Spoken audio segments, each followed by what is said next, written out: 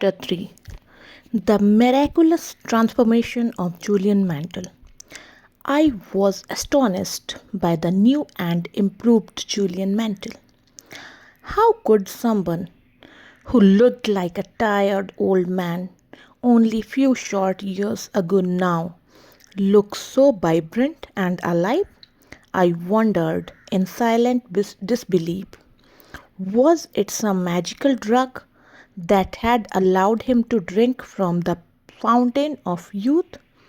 What was the cause of this extraordinary reversal? Julian was one of the first to speak. He told me that the hyper competitive legal world had taken its toll on him, not only physically and emotionally but spiritually. The fast pace and endless demands had worn him out and run him down. He admitted that his body had fallen apart and that his mind had lost its luster. His heart attack was only one symptom of a deeper problem. The constant pressure and exhausting schedule of a world class trial lawyer had also broken his most important and perhaps most human endowment, his spirit. When given the ultimatum by his doctor either to give up the law or give up his life, he said he saw a golden opportunity to rekindle the inner fire and he had known when he was younger. A fire that had been extinguished as the law became less a pleasure and more a business. Julian grew visibly excited as he recounted how he sold all his material possessions and headed for India, a land whose ancient culture and mystical traditions had always fascinated him. He traveled from tiny villages to tiny villages, sometimes times by foot, sometimes times by train, learning new customs, seeing the timeless sights, and growing to love the Indian people who radiated warmth, kindness, and refreshing perspective on the true meaning of life. Even those who had very little opened their homes and their hearts to these weary visitors from the West.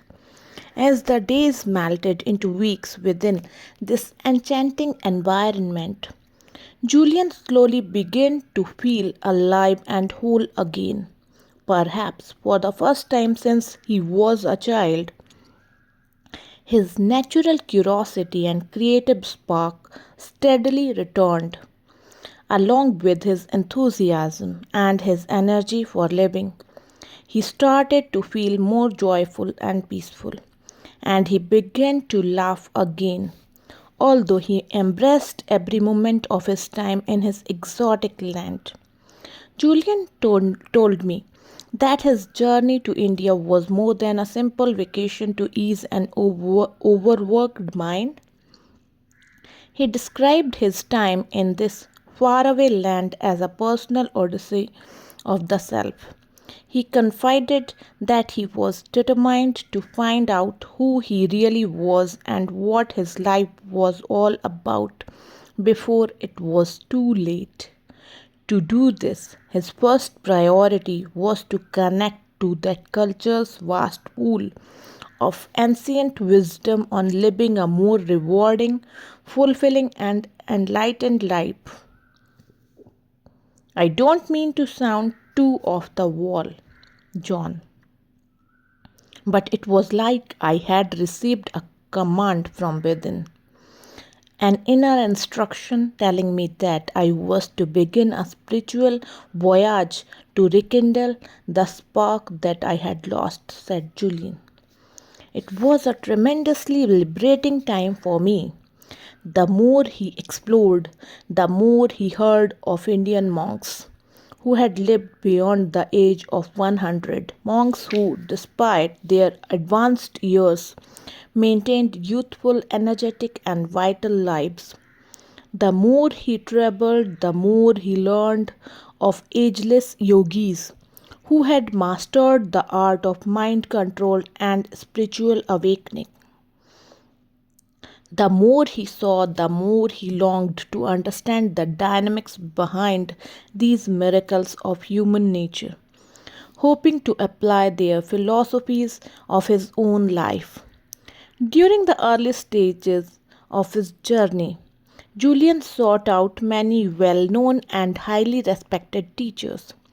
He told me that each one of them welcomed him with open arms and open hearts, sharing whatever gems of knowledge they had absorbed over lifetimes spent in quiet contemplation of the loftier issues surrounding their existence. Julian also attempted to describe the beauty of the ancient temples that were strewn across the mystical landscape of India, edifices that stood as loyal gatekeepers to the wisdom of the ages. He said he was moved by the sacredness of these surroundings. It was a very magical time of my life, John. Here I was, a tired old litigator who had sold everything from my racehorse to my Rolex and had packed all that remained into a large rucksack that would be my constant companion as I ventured into the timeless traditions of the East. Wait, it hard. Wait, was it hard to leave? I wondered aloud, unable to contain my curiosity. Actually, it was the easiest thing I have ever done. The decision to give up my practice and all my worldly possessions felt natural. Albert Camus once said that real generosity toward the future consists in giving all to what is present. Well, that's exactly what I did. I knew I had to change. So I decided to listen to my heart and do it in a very dramatic way. My life became so much simpler and meaningful, and I left the baggages of my past behind. The moment I stopped spending so much time chasing the big pleasures of life, I began to enjoy the little ones, like watching the stars dancing in a moonlit sky, or soaking in the sunbeams of a glorious summer morning. And India is such an intellectually stimulating place that I rarely thought of all I had left. Those initial meetings with the learned and the scholarly of that exotic culture, though intriguing, did not yield the knowledge for which Julian hungered. The wisdom that he desired and the practical techniques that he hoped would change the quality of his life continued to elude him in those early days of his odyssey. It was not until Julian had been in India for about 7 months that he had his first real break. It was while he was in Kashmir, an ancient and mystical state that sits sleepily at the foot of the Himalayas, that he had the good fortune to meet a gentleman named Yogi Krishnan. This slight man with a clean shaved head had also been a lawyer in this previous incarnation, as he often joked with a toothy grin. Fed up with the hectic pace and that personifies modern New Delhi, he too gave up. He too gave up his material possessions and retreated to a world of greater simplicity, becoming a caretaker of the village temple. Krishnan said he had come to know himself and his purpose in the larger scheme of life. I was tired of living my life like a long air aid drill. I realized that my mission is to serve others and somehow to contribute to making this world a better place. Now I live to give. He told Julian, I spend my days and nights as at this temple, living as austere but fulfilling life. I share my realization with all those who come here to pray. I serve those in need. I am not a priest, I am simply a man who has found his soul. Julian informed this lawyer turned yogi of his own story. He spoke of his former life, of a prominence and privilege. He told Yogi Krishnan of his hunger for wealth and his obsession with work. He revealed with great emotion his inner turmoil and crisis of spirit he had experienced when the once bright light of his life began to flicker in the winds of an out of balance lifestyle. I too have walked this path, my friend. I too have felt the pain you have felt. Yet I have learned that everything happens for a reason, offered Yogi Krishnan sympathetically. Every event has a purpose and every setback its lesson. I have realized that failure, whether of the personal, professional, or even spiritual kind, is essential to personal expansion. It brings inner growth and a whole host of psychic rewards. Never regret your past, rather embrace it as the teacher it is. After hearing these words, Julian told me that he felt great exultation. Perhaps in Yogi Krishnan he had found the mentor he was searching for. Who better than another former hotshot lawyer who, through his own spiritual odyssey, had found a better way of living to teach him the secrets of creating a life of more balance, enchantment, and delight. I need your help, Krishna. I need to learn how to build a richer, fuller life. I would be honored to assist you in any way that I can, offered the yogi. But may I give you a suggestion? Sure, for as long as I have been caring for this temple in this little village, I have heard whispering of a mystical band of sages living high in the Himalayas. Legend has it that they have discovered some sort of system that will profoundly improve the quality of anyone's life. And I don't just mean physically, it is supposed to be an holistic integrated set of ageless principles and timeless techniques to liberate the potential of the mind, body, and soul. Julian was fascinated. This seemed perfect. Just exactly where do these monks live? No one knows, and I regret that I am too old to start searching. But I will tell you one thing, my friend. Many have tried to find them, and many have failed with tragic consequences. The higher reaches of the Himalayas and treacherous beyond compare. Even the most skilled climber is rendered helpless against their natural ravages. But if it is the golden keys to radiant health, lasting happiness, and inner fulfillment that you are searching for, I do not have the wisdom you seek. They do. Julian, never one to give up easily, pressed Yogi Krishnan again. Are you certain that you have no idea where they live?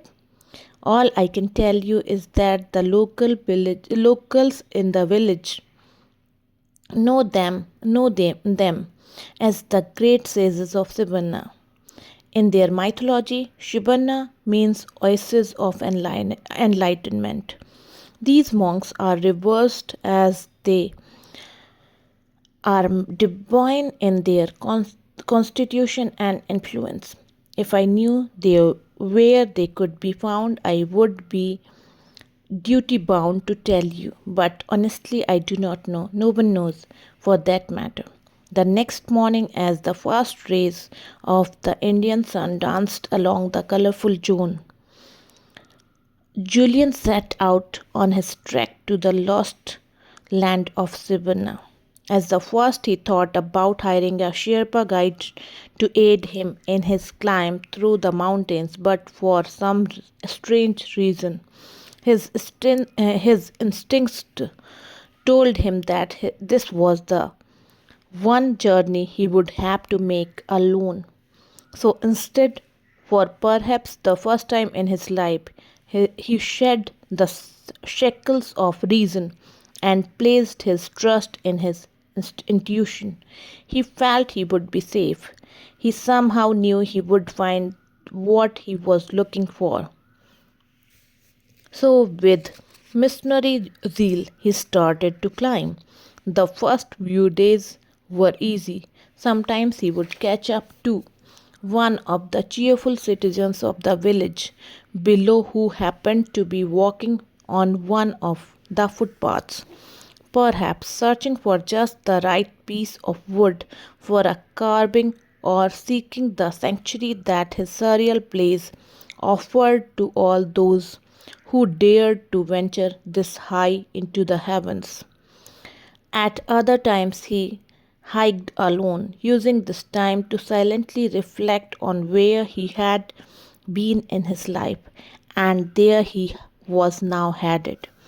I didn't take long before the village below was nothing more than a tiny specks of this marvelous canvas of natural splendor.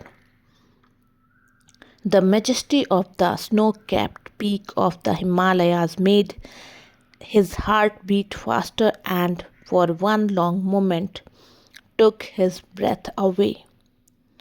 He felt a oneness with his surroundings, a kind of kinship that two old friends might enjoy after many years spent listening to each other's innermost thoughts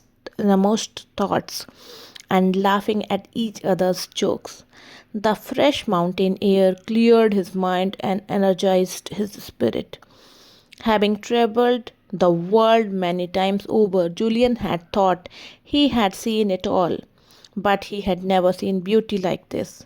The wonders of which he drank at the magical time were an exquisite tribute to the symphony of nature. At once he felt joyous, exhilarated, and carefree. It was here, high above the humanity below. The Julian slowly ventured out of the cocoon of the ordinary and began to explore the realm of the extraordinary. I still remember the words that were going through my mind up there, said Julian. I thought that ultimately life is all about choices. One's destiny unfolds according to the choices one makes, and I felt certain that the choice I had made was the right one. I knew my life would never be the same, and that something marvelous, maybe even miraculous, was about to happen to me. It was an amazing awakening. As Julian climbed into the rarefied regions of the Himalayas, he told me that he grew anxious, but it was those good kind of jitters like the ones I had on prom night on or right before an exciting case began. And the media was chasing me up the courtroom steps. And even though I didn't have the benefit of a guide or a map, the way I was clear and a thin, lightly traveled path led me higher into the deepest reaches of those mountains. It was like I had some sort of inner compass nudging me greatly towards my destination. I don't think I could have stopped climbing even if I had wanted to. Julian was excited, his words spilling out like a gushing mountain stream after the rains. As he traveled for 2 more days along the route that he prayed would take him to Savannah, Julian's thoughts wandered back to his former life. Though he felt entirely liberated from the stress and strain that personified his former world, he did wonder whether he could really spend the rest of his days without intellectual challenges. that the legal profession had offered him since he left Harvard Law School. His thoughts then wandered back to his oak paneled office in a glittering downtown skyscraper and the idyllic summer home he had sold for a pittance. He thought about his old friends, with whom he would frequent the finest of restaurants in the most glamorous local. He also thought about his prized Ferrari and how his heart would soar when he gunned the engine and all its ferocity sprang to life with a roar. As he ventured deeper into the depths of this mystical place, his reflections of the past were quickly interrupted by the stunning marvels of the moment. It was while he was soaking in the gifts of nature's intelligence that something startling happened. From the corner of his eyes, he saw another figure, dressed strangely in a long, flowing red robe topped by a dark blue hood. Slightly ahead of him on the path, Julian was astonished to see anyone at this isolated spot that had taken him 7 treacherous days to reach, as he was many miles away from the real civilization and still uncertain as to where his ultimate destination of Sibunna could be found. He yelled out to his fellow traveler. The figure refused to respond and accelerated his pace along the path they were both climbing, not even giving Julian the courtesy of a backward glance of acknowledgement. Soon the mysterious traveller was running, his red robe dancing gracefully behind him, like crisp cotton sheets hanging from a clothesline on a windy autumn day. Please, friend, I need your help to find Sipana, yelled Julian. I have been traveling for 7 days with little food and water. I think I am lost. The figure came to an abrupt stop. Julian approached cautiously while the traveler stood remarkably still and silent.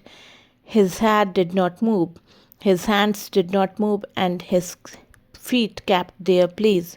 Julian could see nothing from the face beneath the hood, but was struck by the contents of the small basket in the hands of the traveler. Within the basket was a collection of the most delicate and beautiful flowers Julian had ever seen. The figure clutched the basket tighter as Julian drew nearer, as if to display both a love of these prized possessions and a distrust of this tall Westerner, about as common to these parts as dew in the desert. Julian gazed at the traveler with an intense curiosity. A quick burst of a sunbeam revealed that it was a man's face under the loosely fitting hood. But Julian had never seen a man quite like this one, though he was at least his own age. He had striking features that left Julian mesmerized and caused him to simply stop and stare for what seemed like an eternity. His eyes were cat like and so penetrating that Julian was forced to look away.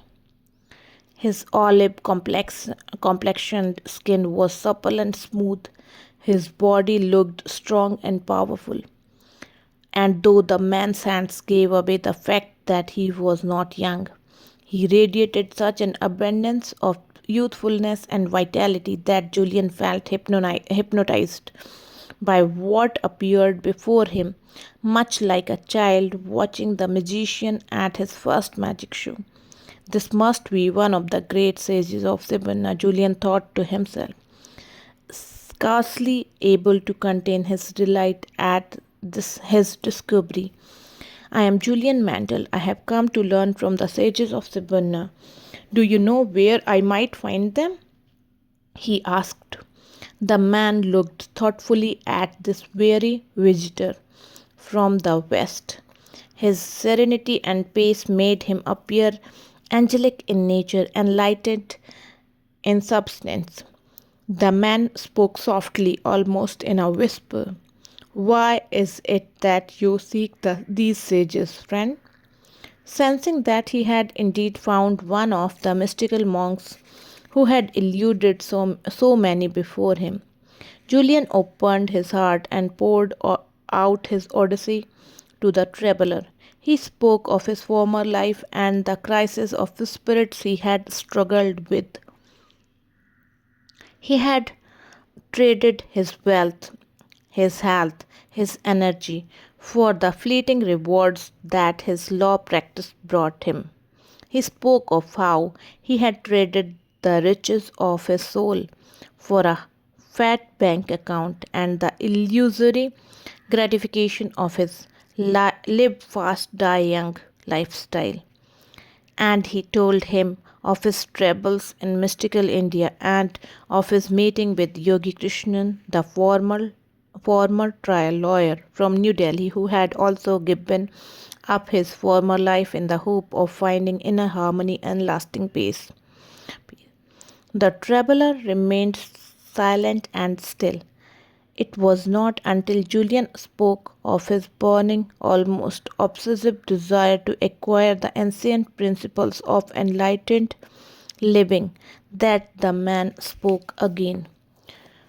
Placing an arm on Julian's shoulder, the man said gently, if you truly have a heartfelt desire to learn the wisdom of better way, then it is my duty to help you.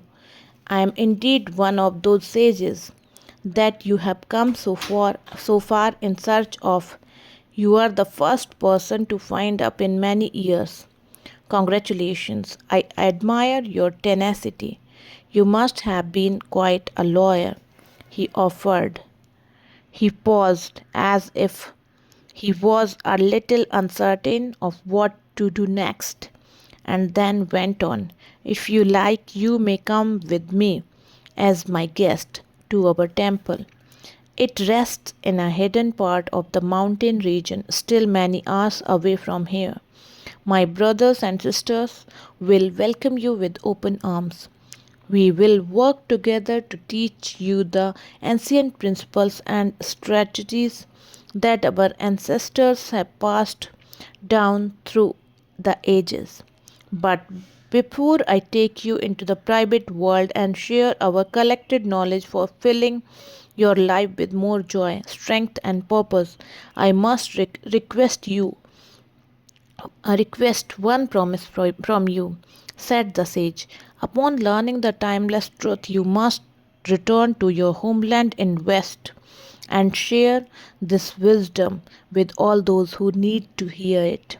Though we are isolated here in these magical mountains, we are aware of the turmoil your world is in.